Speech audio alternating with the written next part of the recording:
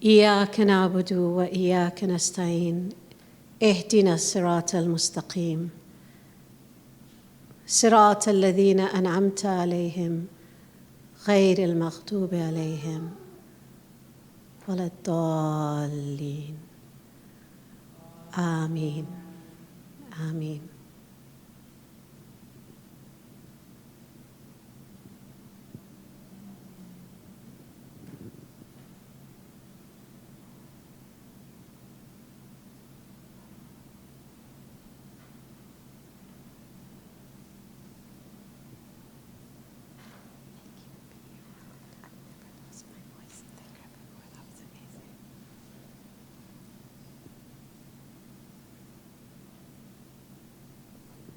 Thank you to our most enthusiastic participant in dhikr over there. Yes, that's beautiful. We always have children in our dhikr, so yeah, I've grown up with, yes, you were in our dhikr. That was beautiful. Thank you so much.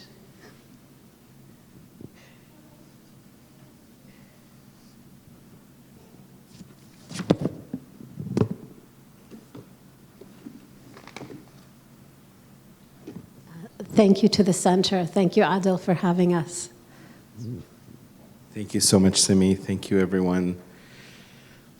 That was immensely uplifting and deeply moving. Thank you so much. Thank you, everyone. So I want to shift our, if you don't mind, we're going to slightly turn back towards the stage. So this is the part of the program where we begin to acknowledge and invite the artists who have produced the works that you got a chance to interact with and look at up to the stage to reflect on their works. Yes. Raiyan Syeda is a recent graduate of Simon Fraser University and is interested in mental health work in the community. Her poetry has been published in Living Hyphen, Carnation, and My Voice magazine. Raiyan's writing is inspired by her Bengali heritage, Islam, and nature. In her spare time, she enjoys writing and performing poetry, reading, photography, and trying out new food places. And I'd like some of those recommendations when you get a chance. Raiyan's poetry focuses on culture, nature, activism, religion, science, and mental health, which was very evident in her contribution to the exhibition today. You can find more of her poetry via Instagram at Raiyan Rambles. So please do follow Raiyan. And would you like me to?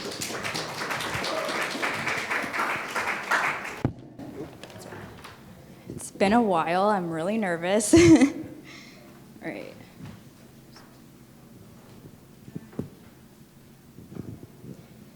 Okay, this poem is called In the Naming.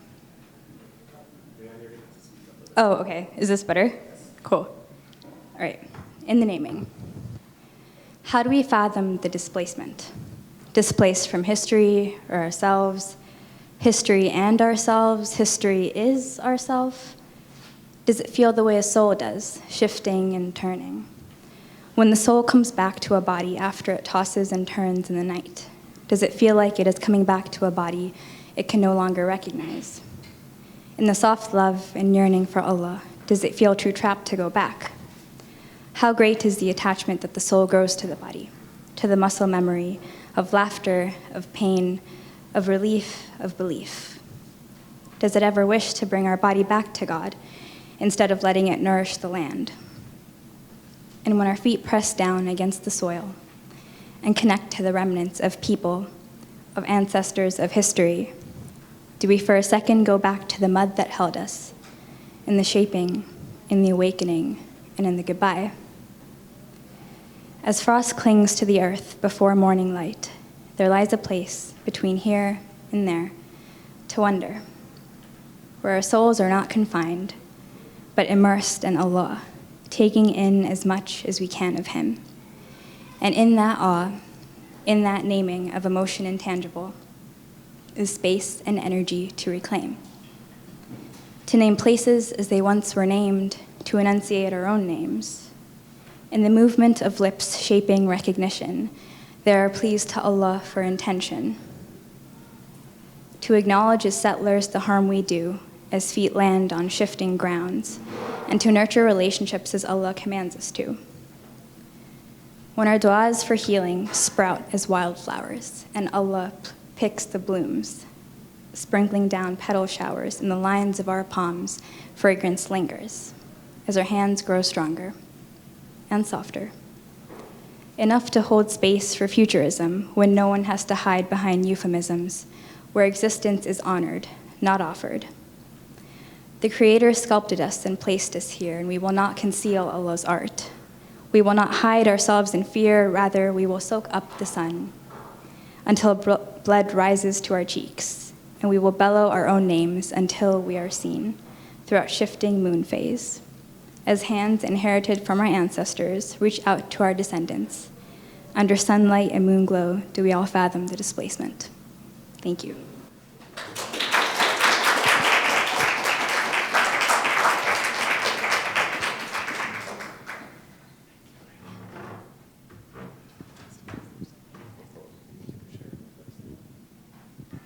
Thank you, Raiyan. I would now like to invite Taslim Samji, who is here with us as well. For Taslim, art is a natural form of expression. She is a change maker that utilizes arts and culture as a vehicle to educate communities on the strengths of embracing diversity in all aspects of society. She's a multidisciplinary artist and is known for her work in curating thought-provoking exhibitions, showcasing the work of immigrants and female Muslim artists in response to xenophobia and Islamophobia. Taslim currently serves on the Burnaby Art Gallery Advisory Committee, the Public Art Advisory Committee, and the Acquisitions Committee for the City of Burnaby. She's a strong advocate for the inclusion of BIPOC artists within the local art scene. Her intention is to inspire others to imagine, to see the world with more color, optimism, and possibilities. She has a Bachelor of Arts degree from UBC with a major in Asian Studies, marketing diploma from BCIT, and studied fine arts at Emily Carr. She has received much press over the years for her work, including several awards. In 2017, she received the first international award entitled Women of the Decade in Arts and Leadership, presented by the Women Economic Forum in Delhi. Born in Tanzania with roots from India, she grew up in Vancouver, and Canada is her home. Taslim, are you here? Yes. Yes, whatever you like. Oh, yeah, sorry, it's counterintuitive.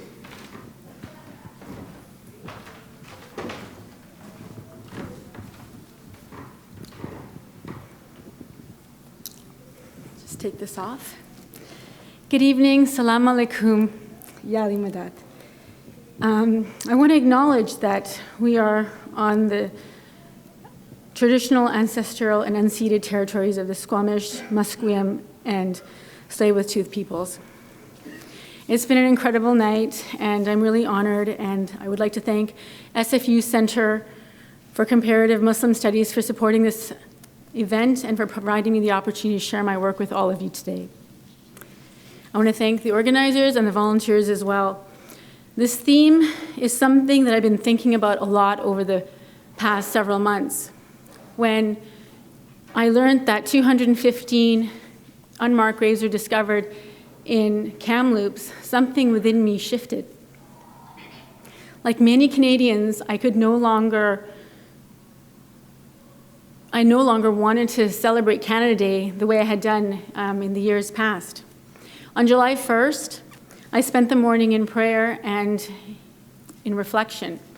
And then I created a piece that's called Maple Leaf and Marigolds.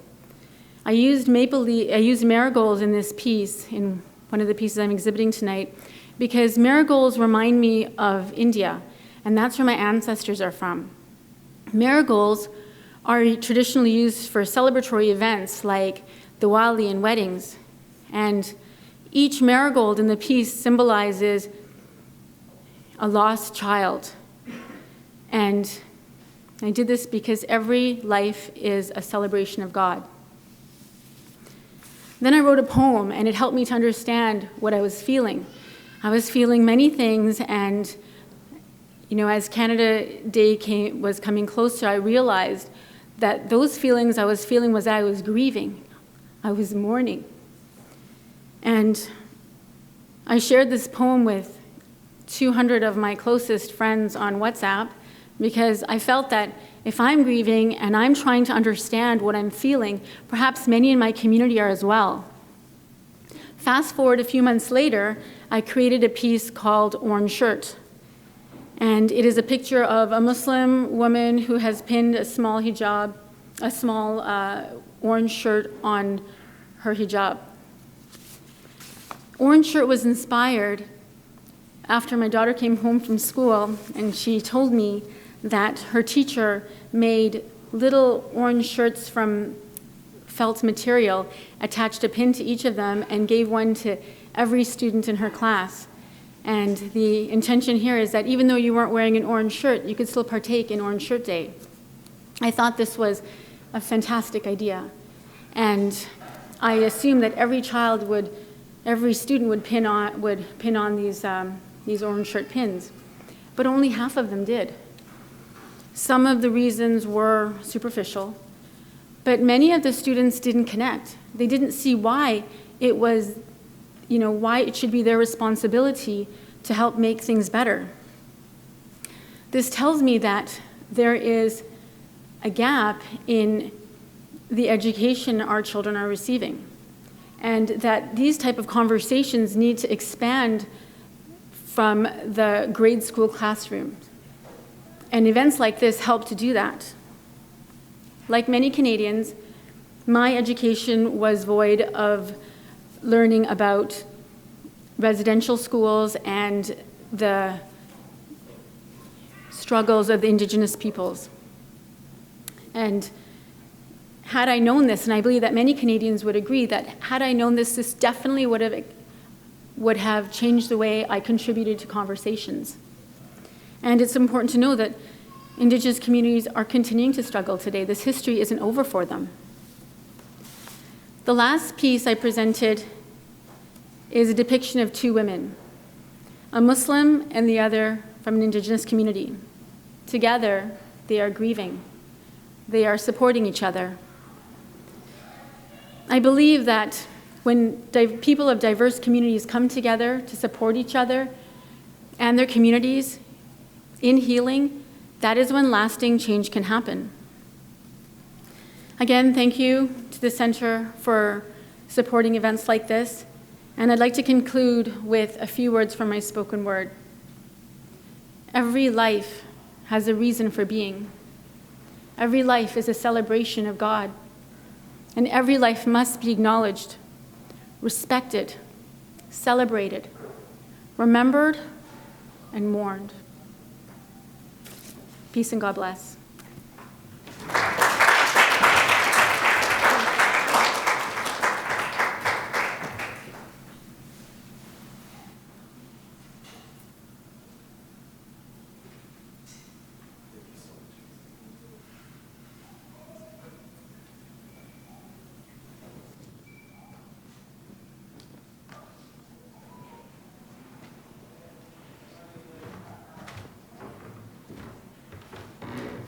Thank you so much, Taslim.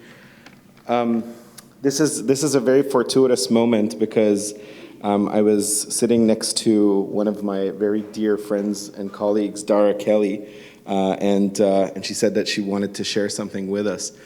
She is of Coast Salish descent, and she's, I think, the only Indigenous faculty member in the BD school. So Dara, I would love to invite you up here to share some of your thoughts and reflections at this moment.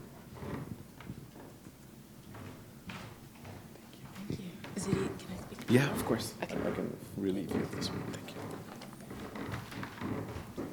you. So, Swayel, nice to see everybody. I really appreciate everybody who's organized this event. My name is Dr. Dara Kelly, and I'm a professor at the BD School of Business. I carry the name Kwikwihas, which comes from the community of Tsialis, which is deep in the mountains, in the Fraser Valley, just east of the city. And I just wanted to express my gratitude and say that I was very moved by the stories that have been shared, and I've been moved by the art today.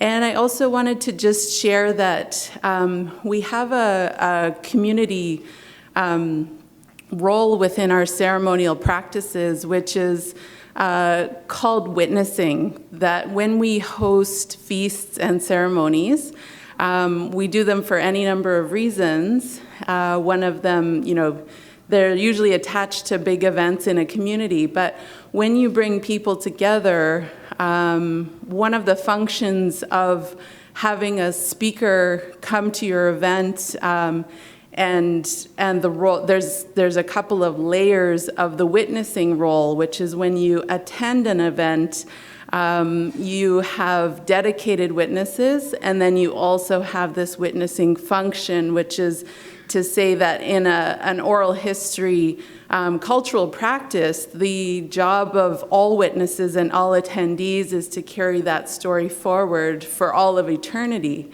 So I think that this is one of the important components of our ceremonies and feasts that is, it's a hard thing to feel that our ceremonies and practices were outlawed with the Indian Act and with many of the functions within the Indian Act, and that part of the revival of our cultures, part of the revival of our languages is to be reminded of these important functions when we are in spaces together.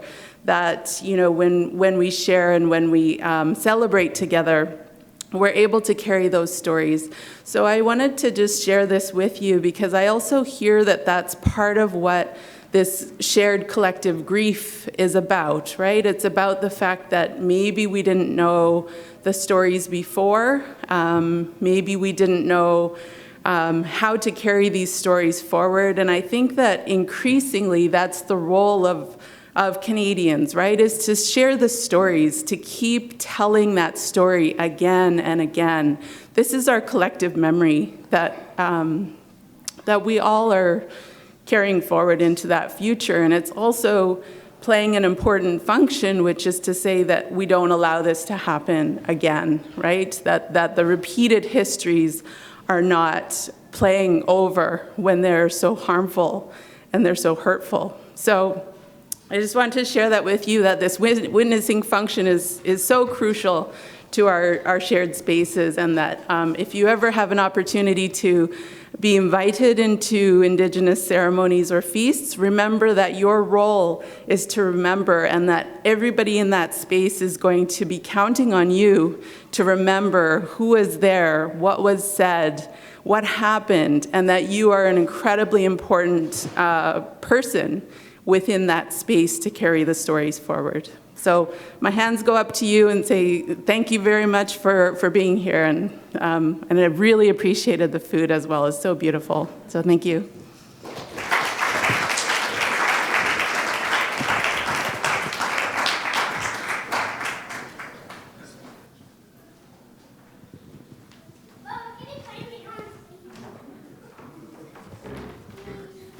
Thank you so much, Dr. Kelly, for these incredibly moving words, and just a reminder of not only the importance of witnessing, but also pushing back against official narratives. I mean, the erasure of history is really about the erasure of memory, and memory, and the importance is to ensure that memory doesn't die when the corporeal body disintegrates. And so thank you for reminding us of this, and I hope that we continue to do this both in our official and unofficial capacities at Indigenous ceremonies where we are invited, but also in these spaces, in the spaces where we collectively reflect and contemplate. This is our opportunity to stand up and be counted. No, you can't do that. Get up because we're doing other things. Sorry. Okay, thank you so much. So our next speaker is Manar. Manar produced a pretty remarkable work. For those of you who happen to see it, it is the sculpture.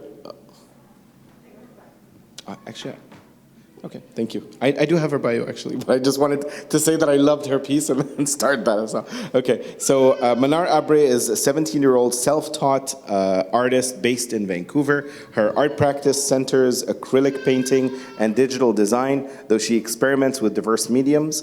Born to Sudanese immigrant parents, Manar's art is influenced by her experience as a Black Muslim living in Canada. As a member of the cohort Daily Dose of Blackness, these experiences have informed her graphic design and videography work. She currently works as a consultant for the Ore Gallery and continues to build her personal portfolio.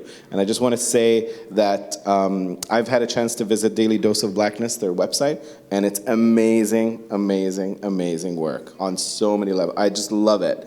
And they're making interventions into everything from like why we need to stop having non-Black people do like Black person voiceovers and animations. It's just really, really neat stuff. Important interventions from young, enterprising, and hardcore people. So I cheer you and I tell you that you are the front lines of our intersectional struggle on all levels, and all power to you. So Manar, if you want to come up here and say a few words. Her piece is the one with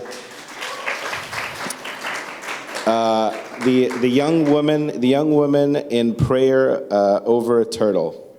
That's the sculpture in the back. Do you want to speak into this or this way? So the sculpture I created is called Grounding, and I was inspired by the power of prayer and by our interactions with this land and all that comes with it. To be grounded could mean to be humbled. Scientifically, it could also mean to transfer energy into the earth and the resulting stability, which I think encompasses the act of praying for healing upon ourselves, the land, and the land's indigenous peoples. And now I'll read out my artist statement that I wrote to describe my piece. As a first-generation descendant of immigrants, my relationship to and experience of this land is drastically different from that of its Indigenous Canadians. In recognition of this, I aim to create a tangible representation of land acknowledgement from my perspective as a non-Indigenous Muslim Canadian. Acknowledgement demands humbling and reminding ourselves of the implications of our existence as settlers here, that our being here has been facilitated by the continued legacy of Indigenous being and stewardship and of colonialism. It also necessitates wholehearted attention as exemplified in involving a practice as sacred and focused to Muslims as prayer in the acknowledgement of the land we stand to pray on. Prayer also embodies collective healing, as it is both a practice of self-healing and is extendable to those we ask healing upon. Sincere land acknowledgement serves as the very tip of the iceberg in reconciliation, but is nonetheless foundational considering its historical neglect. This recognition is described as merely a step in the process by the prayer position, as it implies the time that has elapsed on the figure in my sculpture. A prayer has been initiated, currently in an early stage that will be preceded by the figure moving deeper into humility and closer to the earth beneath her with every takbir, anticipating a forehead pressed fully against in sujood, and the repetitions that will follow. Prayer on this land also suggests the coexistence of our traditional spiritual beliefs, a merger of Islamic worship with heads bowed down towards the land, and the Turtle Island creation story of multiple indigenous groups, the sea turtle emerging up as land. Furthermore, a parallel between Muslim and indigenous spirituality is drawn from the hole through the figure, a symbol of fasting that both our communities share.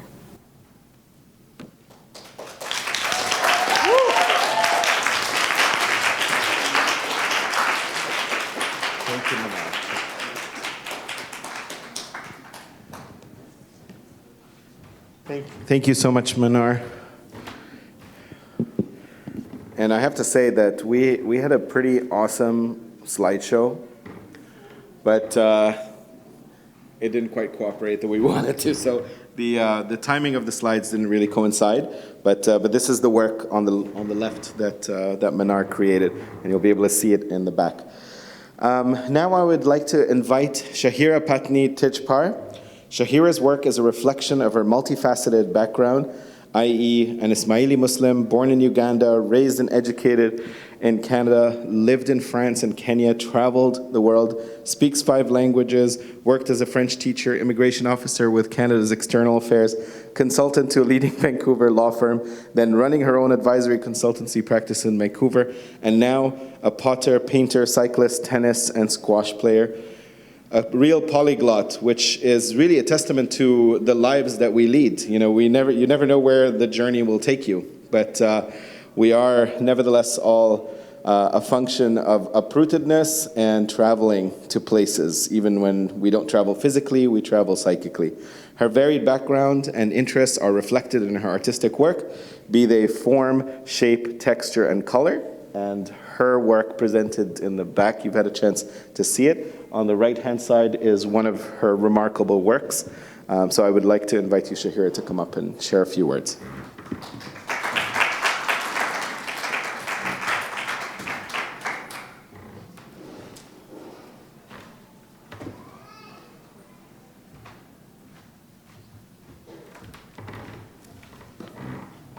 There have been some amazing speakers before me, so I have very, very big shoes to fill.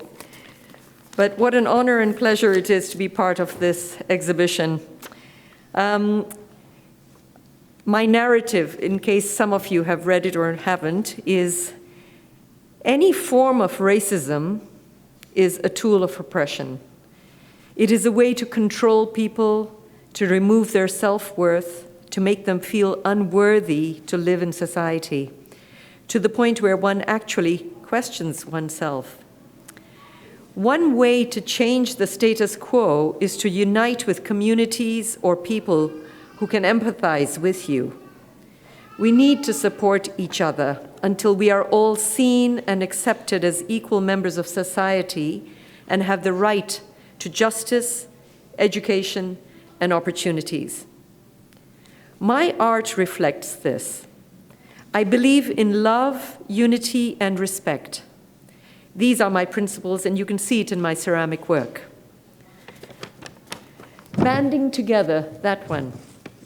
It's a serving dish, hand-built out of red stoneware clay. And the thought behind it is when one is in a minority, when one is judged and discriminated against, even unintentionally, one can find strength and comfort in reaching out to others who share our pain to form a stronger voice together against oppression. Another one of my pieces in the back is a vase, a blue vase, and that one is entitled "Standing Up Strong for Our Rights." Women, and especially women of color, need to stand up strong to assert themselves. My last piece is called "Reaching Up to Break the White Glass Ceiling." Visible minorities always have to keep striving upward in education, in the workplace, in politics, in civic participation, and in claiming their rights. We need to continue to break through the glass ceiling.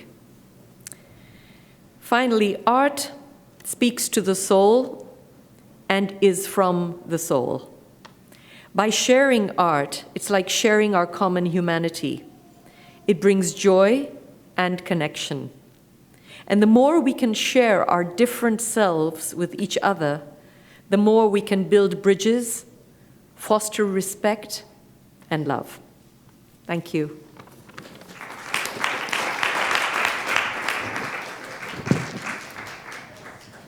Thank you so much, Shahira, for your beautiful words and your even more beautiful works. No, Habibi, just wait. I promise you when we're done, you get to do something, okay? But when I'm done. Okay, so the next person I'd like to invite up here is Raiyan Malik. Faria is a writer and cake artist whose work has been featured in the New York Times, American Cake Decorating Magazine, and Cake Masters Magazine. Known internationally for her eclectic buttercream paintings, she uses cake art as a means for political activism and education. When she's not baking, she works as a freelance copywriter, the proverbial glue between the cracks of whatever wordsmithing a client requires.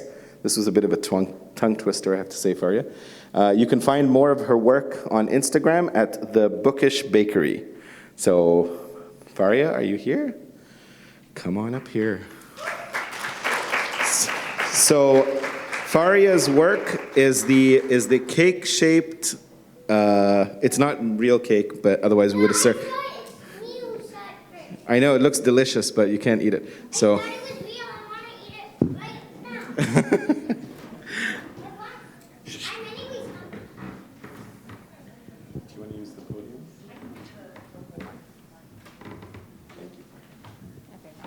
I'm not going to be super sophisticated like everybody. Can everyone hear me? This is very, very bright. Yeah, you can hear me? Okay, so yeah, I have not slept, so I am, like, if I was sleeping at any point during this, I'm so sorry. But yeah, so I use cake art to, to represent all kinds of things. And this particular cake, with such a heavy theme, how do you cake that, right? How do you depict that on a cake? I tried to use a couple of different symbols. There was no unified sort of metaphor going on. Instead, the design was like a scaffolding of just a bunch of concepts that feel kind of closer to the truth. So there were a couple of different things that I noticed when I was researching, because like a question that I have, and this isn't really on the piece of paper, which I figure everyone's walked around and looked at, but a question that I had when trying to create a piece of artwork was, how do you pay homage to Indigenous solidarity as a Muslim artist without appropriating anything, right? That's a big question. And so my answer was to use Islamic art to tell a story, because Indigenous artwork tells a story. And so I chose to use a woven print inspired by Islamic architecture. And I noticed also, like in my research, and I researched way more than I needed to for a cake, but I noticed all kinds of things like mathematical patterns that continue to exist in different weaving patterns from Turtle Island all the way to Palestine. And I wanted to incorporate that into the cake. So you'll notice there's, I don't know if have you guys all taken a look at the cake? Like, yes. I mean, it's kind of hard to describe a cake. I'm sorry it's not a real cake. I would have made it a real cake, but the design is so intricate and I needed to work on it quite a while in advance. But the leaves are real. You can eat the leaves, they'll taste like chips. The color of the design is orange, the color of truth and reconciliation, to commemorate every child, every family, every community of Indigenous people that was affected by residential schools, and to honor the healing of Indigenous communities. The gold rope was meant to look nautical in design, symbolizing destructive voyages of colonizers. I was thinking a lot about the gold rushes, specifically in the Fraser River, how it affected the Coast Salish people. Usually a gold rush tends to signify settlement, resource extraction, etc. So I wanted to kind of depict that, closing in on the sort of depiction of both Muslim and Indigenous identity by using Islamic art and sort of Indigenous colors. I also wanted to kind of broadly represent the sort of way that the orange geometric design is closed in on by the rope, which was meant to symbolize both Indigenous and Muslim communities and the ways that they're marginalized on various institutional levels, from counterterrorism frameworks to the uptick in hate crimes against Indigenous and Muslim women, which was the exact same number for both groups, actually, which was a 46% increase from 2010 to 2018, more than any other minority. But to excessive incarceration or recidivism rates among Indigenous populations. The leaves are meant to represent, that was the only way I could think of to even represent Indigenous identity without appropriation, it was meant to represent our complicated identities as settlers who are complicit in the violence enacted upon Indigenous communities, because we profit off of this space. We get to enjoy the beauty of this land, and at a great cost, right? So the white paper was literally meant to reference the white papers of 1969, which were a Canadian government policy paper that was meant to abolish all previous legal documents relating to Indigenous peoples in Canada, including the Indian Act and treaties, so just continual erasure. I wanted to leave the painting somewhat unfinished. I hope it looks somewhat unfinished. It was in my mind as a perfectionist, because the work doesn't seem done, right? And yeah, That's basically it. That's the whole design. I'm a little bit sleep deprived, so I'm sorry if that wasn't coherent. But yeah, that was my cake. Hope that made sense.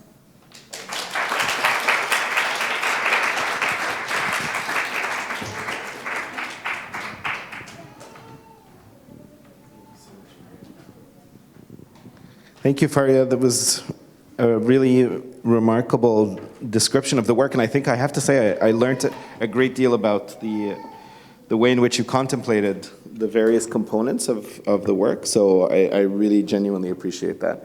And admittedly, I think it makes sense for it to be not edible, because I feel like that the symbolism around that too might be slightly less than becoming. So I thank you for that. So I know many of you are eager to conclude, but are also happy to hear more reflections. Our final speaker for this evening is Tariq Malik. Tariq, are you here? Ah, there you are, Tariq. So Tariq is, thank you, Tariq, for being so patient. I know the program is kind of long and protracted. Tariq is a unique voice in Canadian literature that combines an immigrant past with the current realities of Canadian society. A poet and writer of fiction, he has created a sentient place for himself with his writings and art that focus on the Pacific Northwest and its intersections with historical, colonial India in general and the province of Punjab more specifically. He is the author of a collection of short stories entitled Rain Songs of Kotli and a historic novel, Chanting Denied Shores, that is set on the 1914 Canadian debacle of Komagata Maru affair. His current collection of poetry, Exit Wounds, is in manuscript stage, and we're very much eager to be able to peruse that in due course. So Tariq, without further ado, please join us.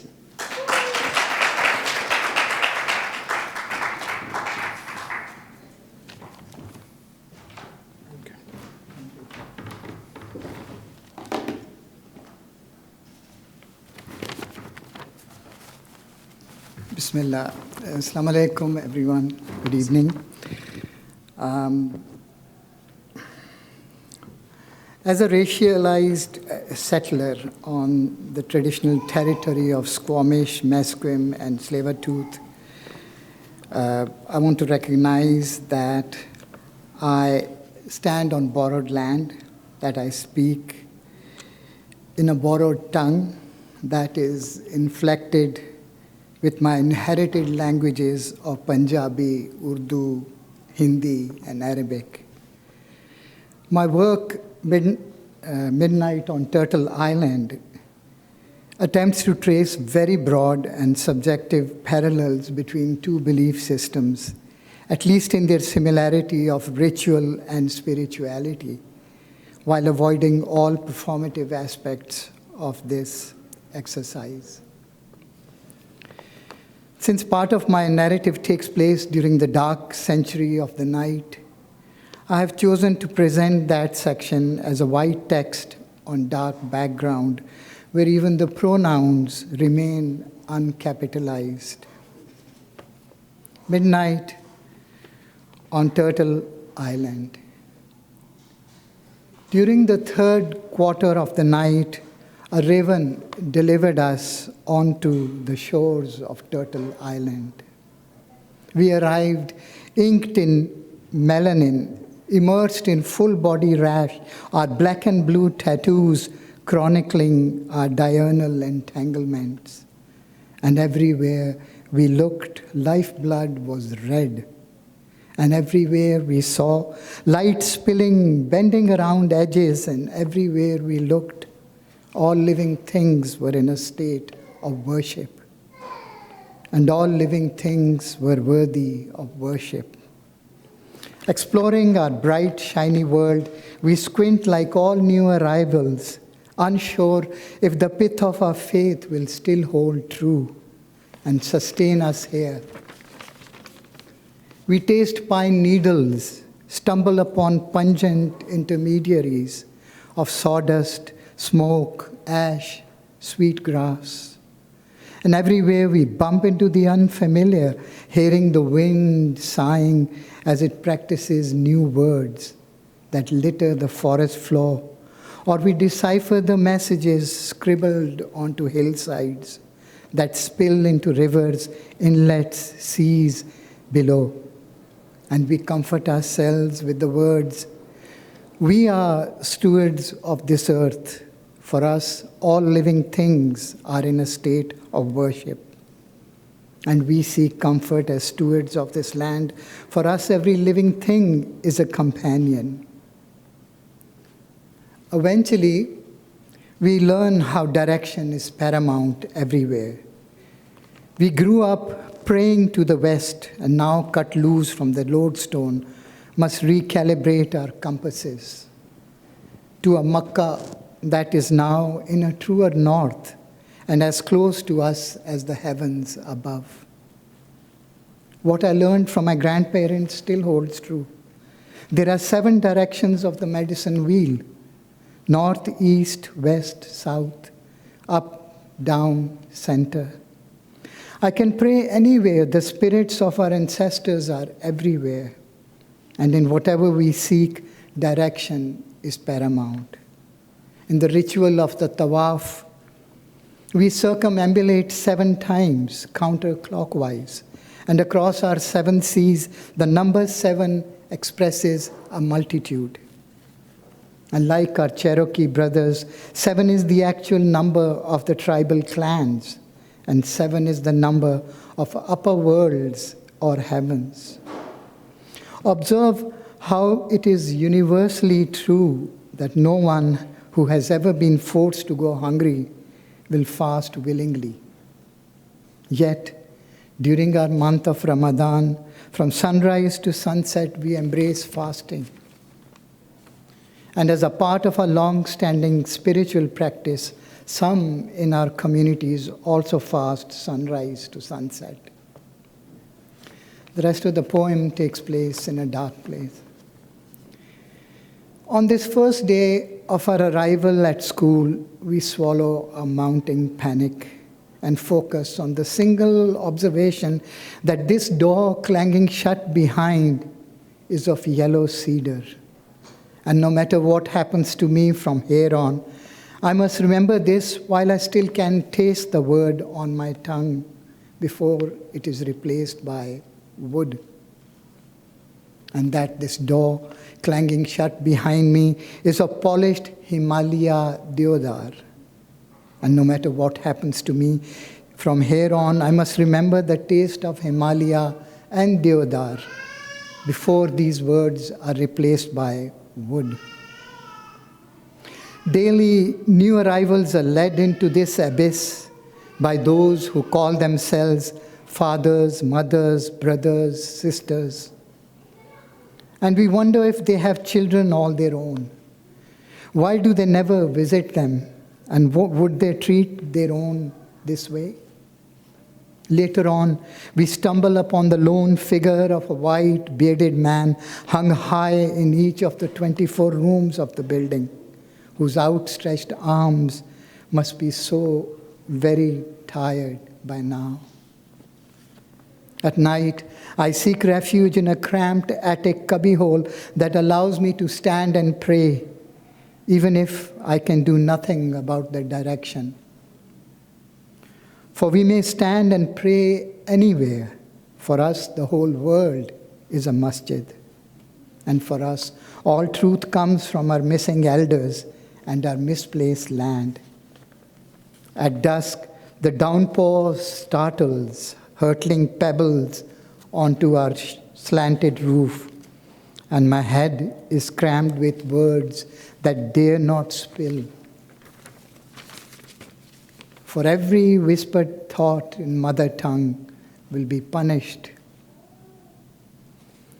Never forget that when they stole our lands, they stole our parents, our brothers, our sisters, silencing us for good measure by cutting out our mothers' tongues.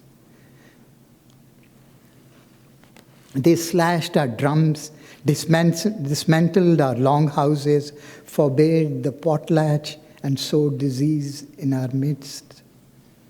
One of our elders, who saw this coming from far away, added particular poignancy to what we would endure.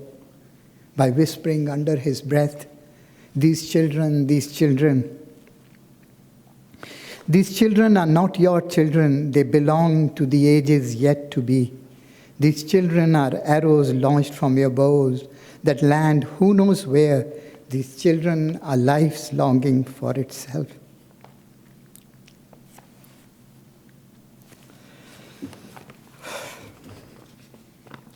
Here we stand now, daily bearing witness that all 24 men hanging from these walls have their eyes shut tight.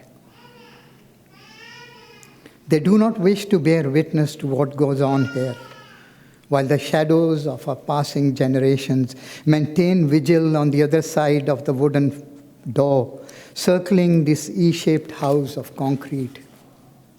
And daily we stand here and bear witness, pacing the 6,059 steps from solitary to one-way entry door, as hours turn days to nights, months to years. And daily we spend a lifetime here. Yet we did not ask for this. Our parents did not willingly send us here. They did not wish this for us. We were snatched from our mother's laps and have been miserable ever since. Our homesickness is a fever that will not break.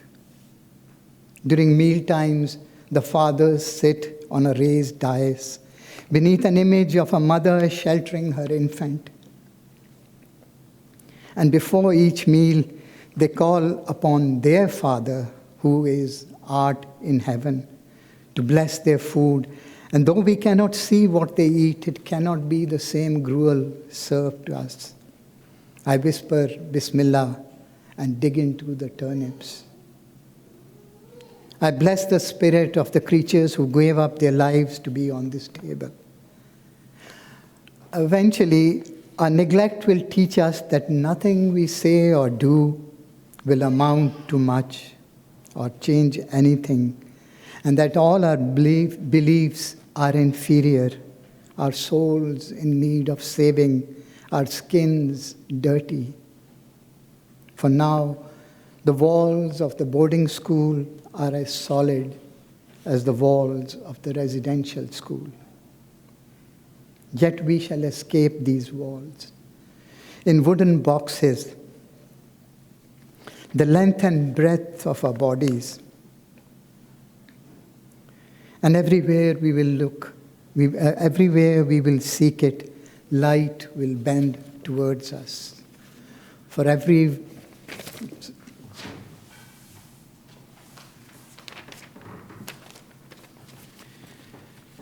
Already I dream of my brothers and sisters gathering in clans beyond the trees. They sail giant canoes, fish, hunt, trap, tasting salmon in the running waters and deer on open hillsides. They light giant fires to guide us home and organize elaborate feasts for our arrival. We shall escape, even if a century of night must pass before the digging begins to set us all free. Today, we do not wish our past on anyone else. We shall undo this whitewash. Observation, contemplation, meditation, instruction will set us free from all our locked exits. Our stories will once again be openly shared around our fires. Now, in this open-air gathering of all our tribes, we have begun the process of healing, chanting du'as, making offerings, fully cognizant that our every act is significant, our beliefs precious, our skins beautiful. Come and see how our experiences have transformed us. Come and witness how we are now. Pears, beavers, loons, muskrats, ravens, salmons, turtles, whales, wolves, reclaiming, reforming, rebuilding Turtle Island in all its 7 directions. Thank you.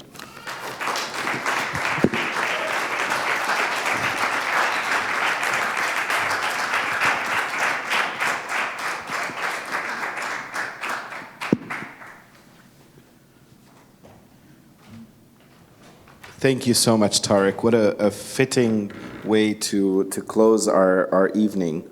The convergence and the meeting of the clans and the tribes and the bands.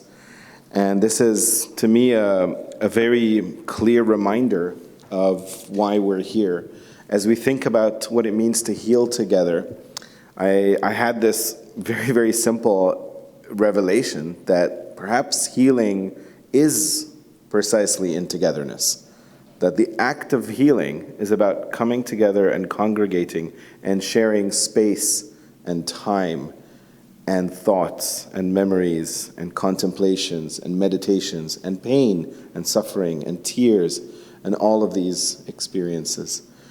One of the things I want to acknowledge about how the day went is my personal, I'm not going to say surprise, but my delight at seeing everyone and being able to touch something very, very meaningful in all of our interlocutors and all of the people who came up to share, and in everybody here in attendance. I'm in awe of the fact that it's 10 after 9, and the room is half full. You know, this is really remarkable. It's a testament to our eagerness to continue to engage and to make these experiences ritualistic. This is not a one-off. This is how we need to live our lives. And this is how we need to foster these relationships and make them indefinite. These relationships must continue beyond our own individual lifetimes. So I thank you for being here. I want to invite the unsung hero, Amal, to come up here and to name all the people who are part of making this day possible and the artists who unfortunately couldn't join us today. So Amal, please come up and get an applause for yourself, you know. Yes. Well done, Emma.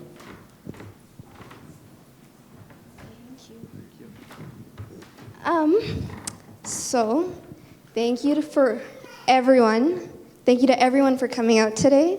Thank you to everyone who stayed until the very end. I know most of you have work in the morning or school in the morning. It's a Thursday night, but I appreciate you. We both appreciate you staying for the wonderful artists who presented their work. I want to give a shout out to all the artists who couldn't make it today, but whose work has enriched our exhibit. Mariam Shami, who made that art piece that you see on the right, to my right. It's called Take Care of Me, the one with the hook, that one up there. You want to go back? This one here. This one's called Take Care of Me, and you can follow Mariam on Instagram. Her page is artist_Mariam, I think. I also want to give a shout out to Dima Yassine at the back, who is here but didn't want to speak. She also made a very beautiful piece, that one there. You can also follow Dima on Instagram. Her page is Dima Yassine Artbook.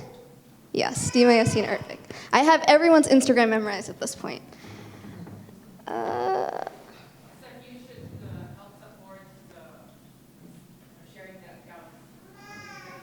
Oh, the accounts, yeah. I'll post them on our Facebook and Instagram pages as well.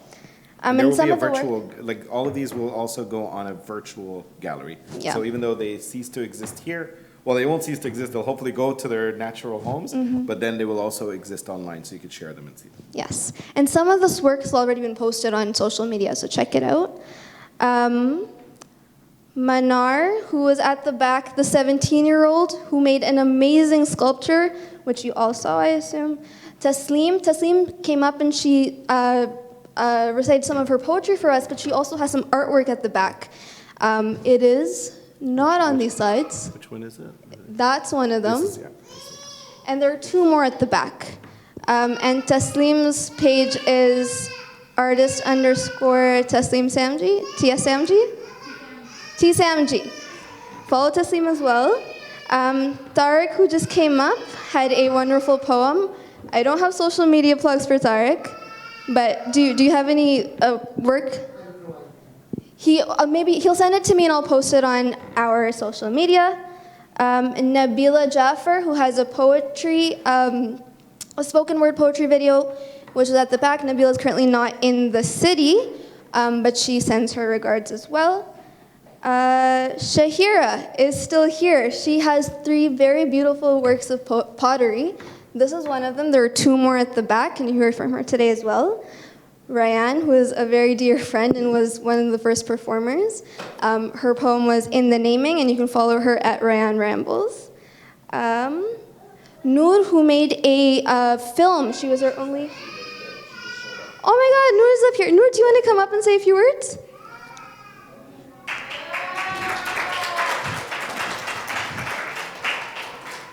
Noor made the film with pictures of Lebanon against Vancouver, yes?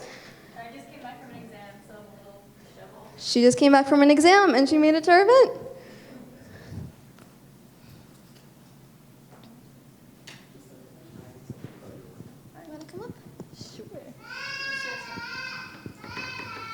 I've never spoken into a microphone before in my 22 years of living.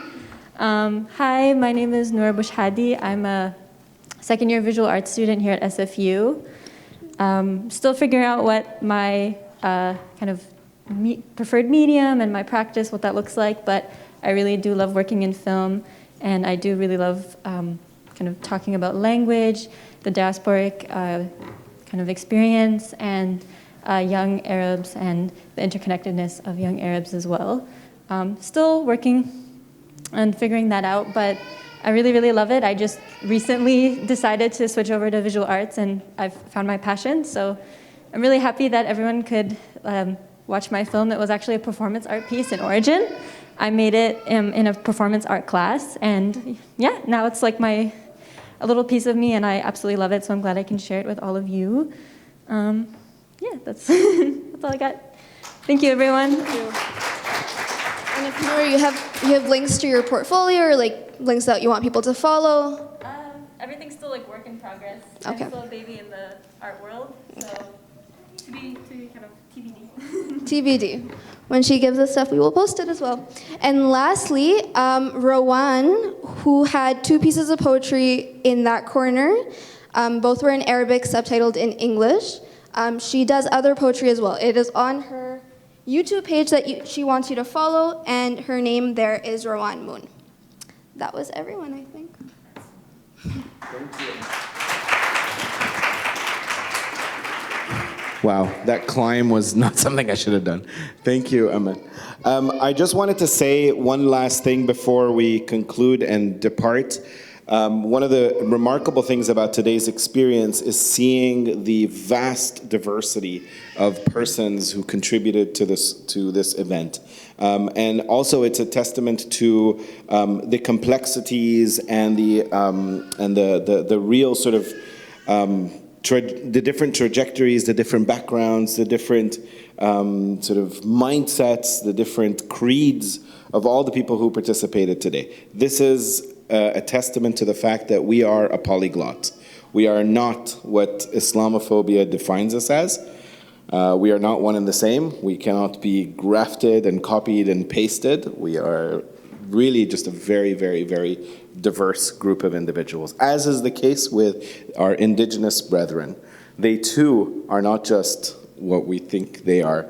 All the way from the Mi'kmaq peoples to the Haida Gwaii, their complexities are what enriches this land and what enriches our encounters with them. So, and also the beautiful thing about today's experiences is that we get to see artists and writers and poets who are the very, very, very beginning of their lives in literature and in artistic and aesthetic production.